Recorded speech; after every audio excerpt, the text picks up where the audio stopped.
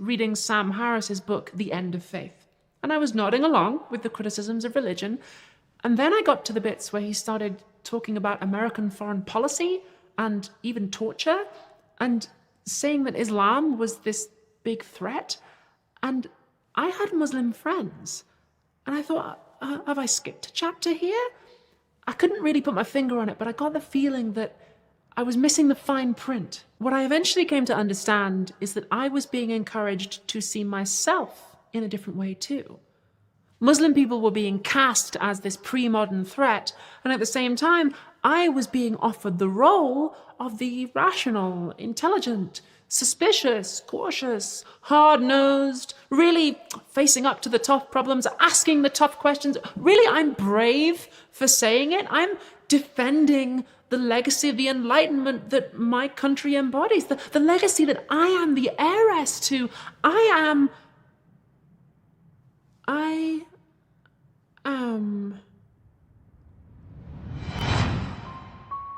Yes, people were afraid.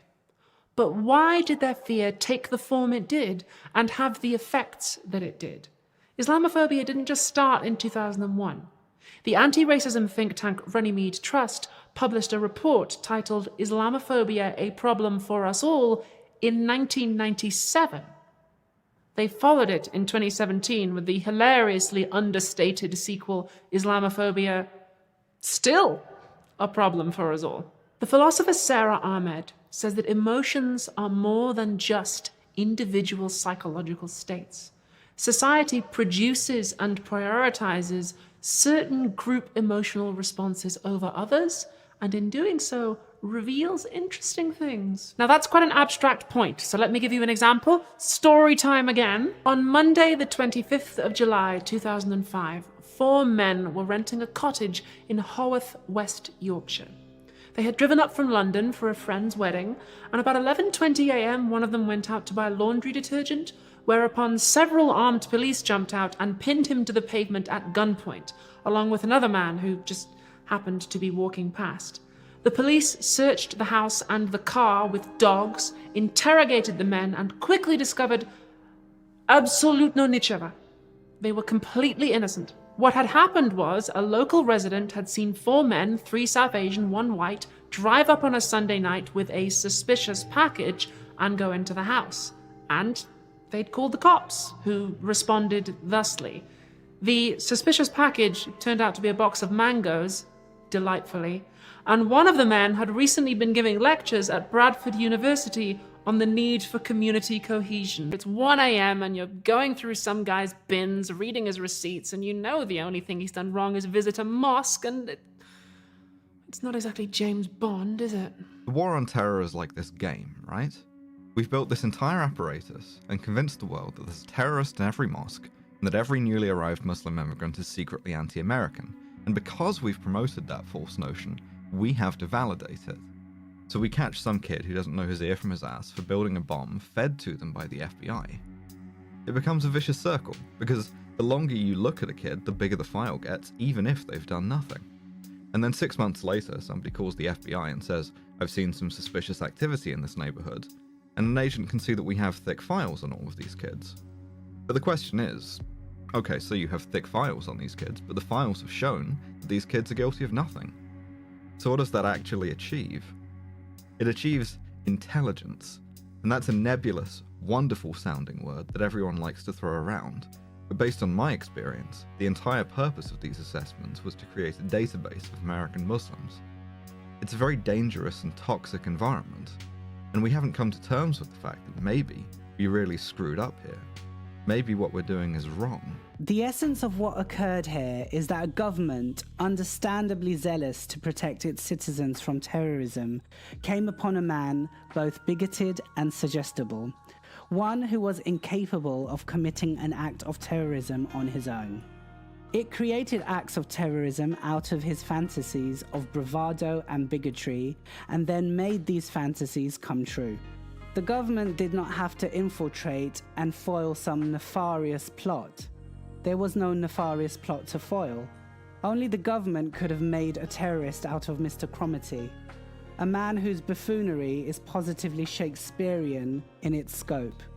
I believe beyond a shadow of a doubt that there would have been no crime here except the government instigated it, planned it, and brought it to fruition. A judge and an FBI agent. And when they're the ones saying that something's gone wrong, the entrapment defense fails almost every time, as indeed it failed in United States v. Cromartie when all 4 defendants were found guilty and sentenced to 25 years, as several political analysts have said. And these rancid vibes contributed to an atmosphere in which Muslim people were seen as potentially disloyal, suspicious, maybe even dangerous, and in need of surveillance. Reminds me an awful lot of the Cold War. Muslims, disproportionately women, were attacked in the streets, monstered in the media. Many were forced into violent relationships with the state or put under pointless surveillance. A lot of people who weren't even Muslim got a hard time just because people thought that they were Muslim. And a large number of hypocritical and simplistic stereotypes about Muslims were disseminated widely. The Islamic world never had a secular enlightenment, which is why they have such a disposition towards violence. Unlike Great Britain, a peaceful society that's never been violent towards anyone. When Algeria was fighting for its independence from France, the French justified their occupation in part by claiming that Muslim women were uniquely very oppressed, in particular oppressed by wearing veils, which the colonial government banned. France banned Muslim women from wearing veils again in national territory in 2004, claiming it was for their own good. And a lot of Muslim women have objected to this pretty colonialist idea that inside every Muslim woman there's a non-Muslim woman struggling to get out. Or the idea that Muslim women aren't aware of patriarchy and aren't capable of challenging it from within their own intellectual traditions. The body of the Muslim woman, a body fixed in the Western imaginary as confined, mutilated, and sometimes murdered in the name of culture, serves to reinforce the threat that the Muslim man is said to pose to the West, and is used to justify the extraordinary measures of violence and surveillance required to discipline him and Muslim communities. I have to defer to the evidence, which shows that anti-Muslim attitudes frequently talk, walk, and quack a hell of a lot like racism. In this ABC article from 2015, sociologist Rhonda Abdel Fattah talks to several Australian people who were upset when their local supermarkets started stocking halal food. In particular, they seemed distressed and disoriented when their favourite products started carrying halal labels, as if that meant they weren't allowed to enjoy them anymore. Abdel Fattah says these people were so used to thinking of that space as for them, so used to thinking of the food on the shelves as theirs, even before they paid for it, that they perceived the presence of another perspective as a threat of potential takeover.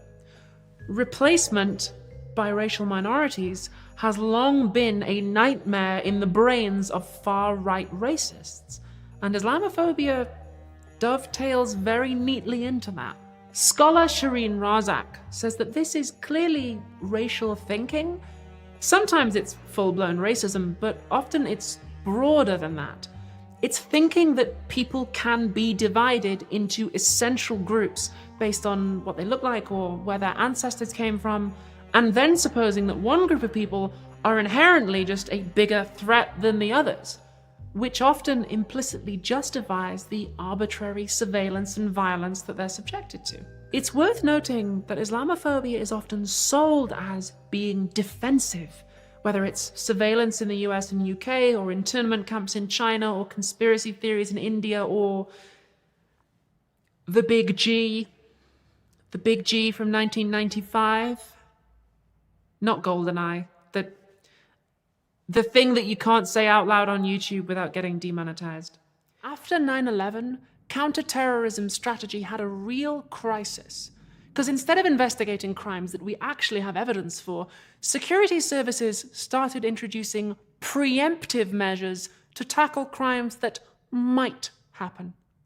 That's why agents like Terry Albury ended up spying on people who overwhelmingly never did anything wrong. The trouble is that what might happen is infinite. Aliens might invade tomorrow. We might find out that we're living in a simulation or that sexy communists have infiltrated your government. There's zero evidence for any of that. But there was also zero evidence that James Crumity was breaking the law until somebody decided to make that evidence. Part of the problem was that after 9/11 and 7/7 in the West, people obviously wanted to know why these traumatic things had happened, but the explanations often weren't very good. In analyzing post-9/11 media, immediate aftermath, there was a strong push to say something, even if it wasn't particularly edifying or coherent. The list of things that were politically acceptable to say quickly proved to be quite short. You were allowed to say that terrorists hate our freedoms, that they are evil/mad, and you were allowed to blame it on religion. Free speech! But if you talked about the disenfranchisement and the aggressive foreign policy and the racism that alienates many people from society and motivates a tiny number to commit terrible violence, if you said that a heavy-handed response was likely to give ammo to the worst people on both sides of that response. In other words, if you looked at terrorism the way academics do, as a mode of political expression, however unjustifiable and horrific, you could quickly find yourself on the receiving end of a nasty backlash. Answers to the questions of what drives this process are to exclude ascribing any causative role to the actions of Western governments or their allies in other parts of the world. Instead, individual psychological or theological journeys, largely removed from social and political circumstances, are claimed to be the root of the cause of the radicalization process. While some accounts acknowledge politics as a component, using euphemistic phrases such as grievances against real or perceived injustices, this is only ever done in the face of overwhelming empirical evidence before they quickly move on to the more comfortable ground of psychology or theology. How a government makes sense of political violence directed against it usually tells us at least as much about the nature of that government as it does about the nature of its violent opponents. Rather than spend money tackling the political and economic causes of disenfranchisement that leads some people to feel like criminal violence is their only option, huge amounts of resources get plowed into surveillance and war. Islamophobia supplies a particular understanding of threat, and so it fills a political vacuum at a time when real explanations and answers are simply nieżelatelnie.